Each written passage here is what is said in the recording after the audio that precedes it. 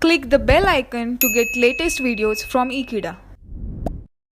Hello friends, we'll be discussing certain details about bills of exchange and the definition of this. What are the terms and what are the terminologies that you have to use within this chapter?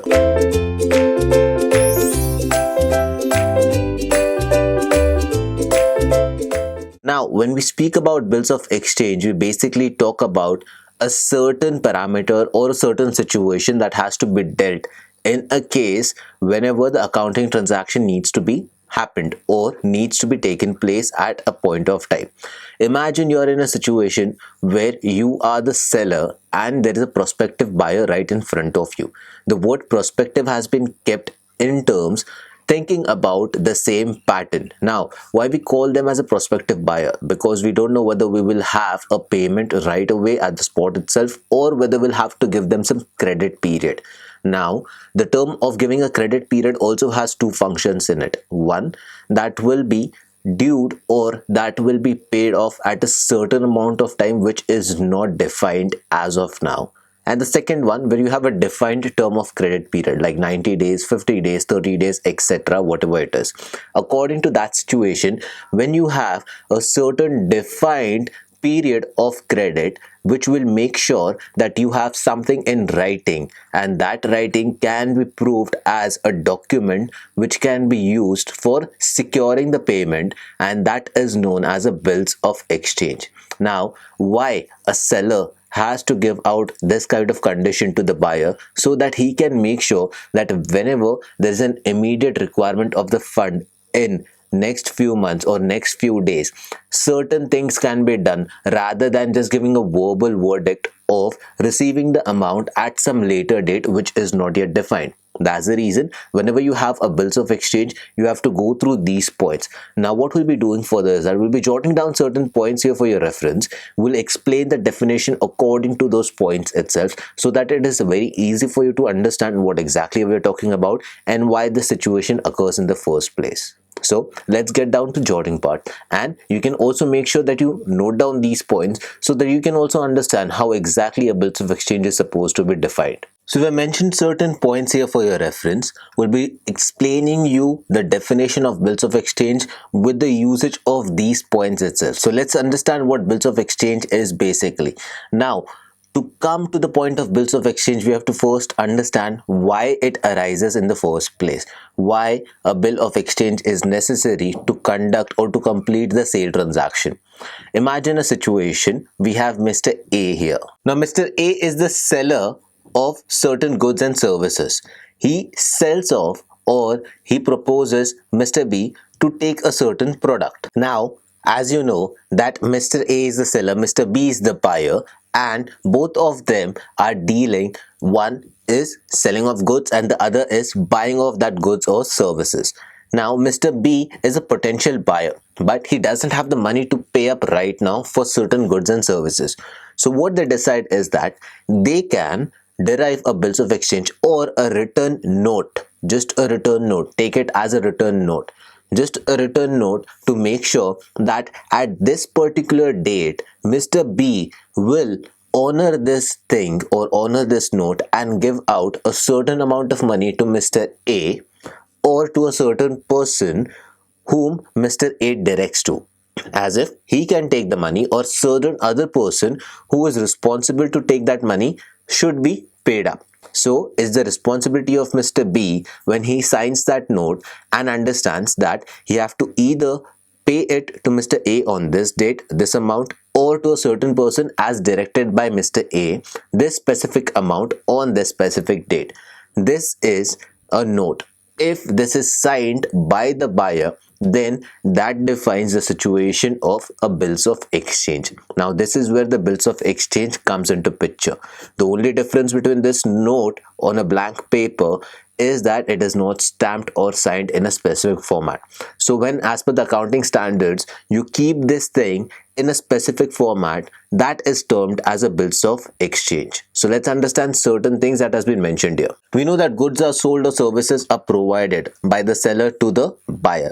This is the basis of any transaction or accounting transaction being taken place. Now, whenever a sale happens, there has to be a credit period that has to be offered to the client. That means the buyer, because not all the buyers are ready to pay the whole amount in cash on that day itself. So when the people are not ready, or when the buyer is not ready to pay up the price in cash on that day itself, what happens? He must have paid certain amount in cash and the balance can be paid off later on. But the situation when to pay off later on will arise only if there is a contract in these two people, that means seller and the buyer. So when the situation arises when the buyer has to give out a certain notice to the seller and the seller adheres to it, that means at certain day, at this month, or maybe after 6 months I'll pay up the balance amount, after maybe 3 months I'll pay up the balance amount.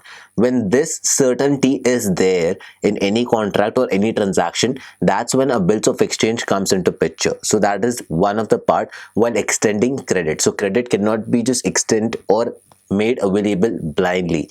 It is something that you have to make yourself understand that there has to be a certain defined period. That's when a written thing is supposed to be mentioned, and that has to be taken care, while this thing has to be developed in such a way that everything will be taken care in place when these written notes come handy.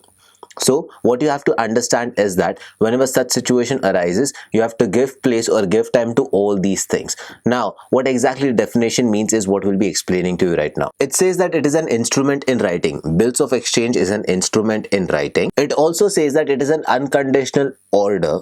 Now, first thing, it's an instrument in writing, it's an unconditional order that is signed by the maker. That means this unconditional order is signed by the maker, the one who prepares, that means the seller who prepares it, directing a certain person to pay the amount. That's the next statement. The seller who makes it, he is directing it to a certain person who needs to pay a certain amount. That person can be the buyer or any other person as per recommended by the buyer. Now, what he has to pay is a certain sum of money to a certain person. That certain person can be either the seller or a person as directed by the seller. That means Mr. A, as in this situation who was the seller, he can either send it to himself, or either he can receive it himself, or send it to a person whom he has to pay up the dues. So it can be either him or to a certain person of the order. That is the definition. And when this note is signed by the buyer, that's when he is adhering to this note, and that creates the need for bills of exchange, or rather that creates a promissory note or a bills of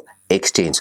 So that's what you need to understand. Whenever a seller has to deal with such things, this is what has to be taken care of.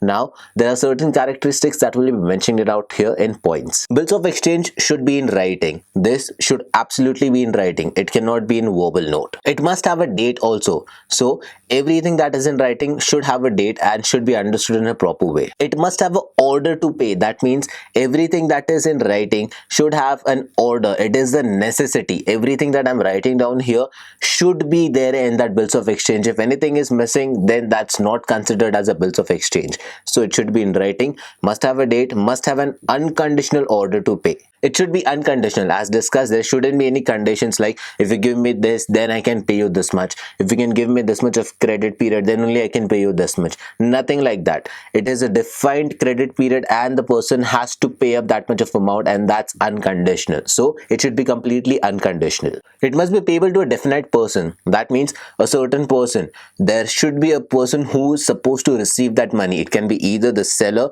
or any other person apart from the seller as per the seller's discretion.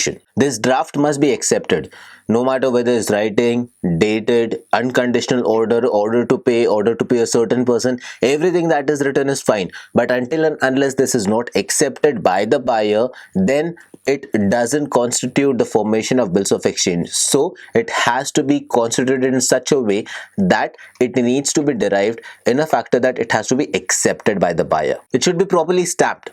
Next thing, if it is signed, it should be properly stamped. This is the requirement of it. The next thing is that it should have the legal concept of currency making. That means whatever currency the country is dealing with, the payment should be made in that currency itself. It cannot be like I'm dealing in Indian currency if you're giving me in dollars. It cannot be that situation.